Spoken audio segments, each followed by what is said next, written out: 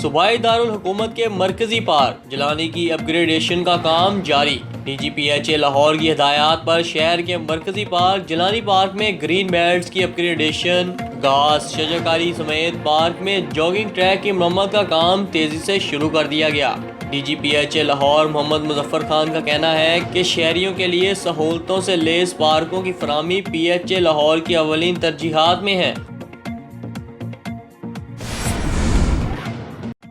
وزیر اعظم عمران خان آج کرتارپور راہداری کا افتتاح کریں گے۔ بھارت سمیت دنیا بھر سے سکھ یاتریوں کی بڑی تعداد شرکت کرے گی۔ بھارتی کانگریس رہنما نوجوت سدھو اور دیگر شخصیات شریک ہوں گے۔ وزیر اعظم عمران خان نے گزشتہ برس 28 نومبر کو کرتارپور راہداری کا سنگ بنیاد رکھا تھا۔ حکومت پاکستان نے 11 ماہ کی ریکارڈ مدت میں کرتارپور راہداری مکمل کی اور گردوارہ دربار صاحب کو دنیا کا سب سے بڑا گردوارہ بنایا۔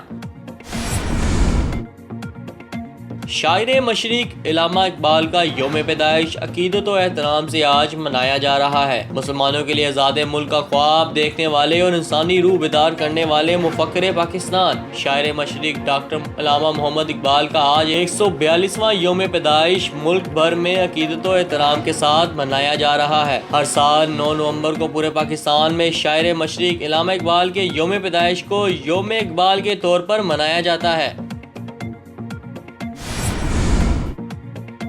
سبزیوں کی قیمتیں آسمان کو چھونے لگیں۔ قیمتوں میں حیرت انگیز اضافہ کر دیا گیا۔ گزشتہ ہفتہ کے مطابق ہر سبزی کی قیمت میں فی کلو 30 روپے کا اضافہ کر دیا گیا۔ اضافے کے بعد ٹماٹر 180 روپے، آلو 70 روپے، پیاز 100 روپے اور ادرک 350 روپے فی کلو بکنے لگا۔ مہنگائی کی وجہ سے عوام سراپا احتجاج بن گئی۔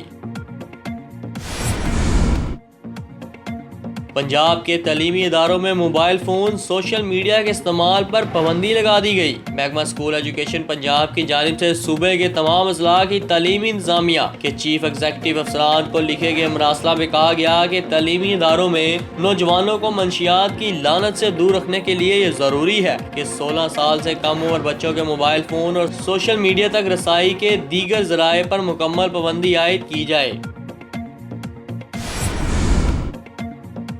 پاکستان کو آئی ایم ایف سے قرض کی 45 کروڑ ڈالر کی دوسری قسط ملنے کی راہ ہموار ہو گئی۔ آئی ایم ایف نے اس بات کا اعتراض کیا کہ پاکستان نے مالی سال کی پہلی سہ ماہی میں آئی ایم ایف کی تمام شرائط پوری کر دی ہیں۔ آئی ایم ایف کے اعلامیے کے مطابق پاکستان میں معاشی استحکام بحال ہو رہا ہے، مہنگائی میں کمی کا امکان ہے، معاشی استحکام کے لیے پالیسیوں پر فیصلہ کن عمل درآمد ضروری ہے۔ دعوت گناہ کے بہانے مزے لینے والے میاں بیوی پکڑے گئے۔ لاہور کے علاقے نشتر کالونی کی رہائشی انم شہزادی اپنے شوہر کے ساتھ مل کر شہریوں کو بہلا پھسلا کر غلط کاری کر کے شہریوں کی ویڈیو بناتی تھی اور انہیں بلیک میل کرتی تھی۔ پولیس نے خاتون سمیت شوہر کے خلاف مقدمہ درج کر کے گرفتار کر لیا۔ سلمان خان نے دبنگ 3 سے راحت فتح علی خان کا گانا نکال دیا۔ ذرائع نے انکشاف کیا کہ راحت فتح علی خان نے اس فلم کے لیے ایک گانا ریکارڈ کرایا تھا، مگر پاک بھارت کشیدگی بڑھنے پر انڈسٹری نے فیصلہ کیا کہ سرحد کی دوسری جانب کے گلوکاروں کے ساتھ کام روک دیا جائے۔ راحت فتح علی کا تعلق پاکستان سے ہے، اسی وجہ سے سلمان خان اور ان کی پوری ٹیم نے ان کی آواز کی جگہ کسی اور گلوکار کو لینے کا فیصلہ کیا۔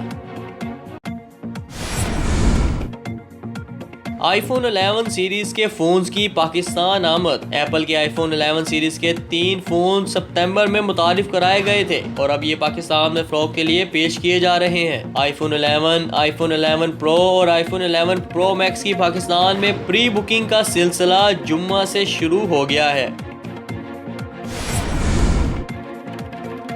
پاکستان کے محمد آصف ورلڈ سنوکر چیمپئن شپ کے فائنل میں پہنچ گئے۔ سیمی فائنل میں محمد آصف نے تھائی لینڈ کے کرتسا نوت کو آؤٹ کلاس کرتے ہوئے 7-0 سے کامیابی حاصل کی۔ ترکی کے شہر انطالیہ میں جاری عالمی سنوکر چیمپئن شپ میں پاکستان کے محمد آصف نے گروپ میں تمام میچز جیتے، پھر راؤنڈ آف 64، راؤنڈ آف 32 اور پھر پری کوارٹر فائنل جیتا۔ اگر آپ نے ابھی تک ہمارا چینل سبسکرائب نہیں کیا تو ابھی سبسکرائب کریں اور بیل آئیکن کو کلک کر کے ہماری لیٹسٹ ویڈیوز کے بارے میں اپڈیٹ جانیں۔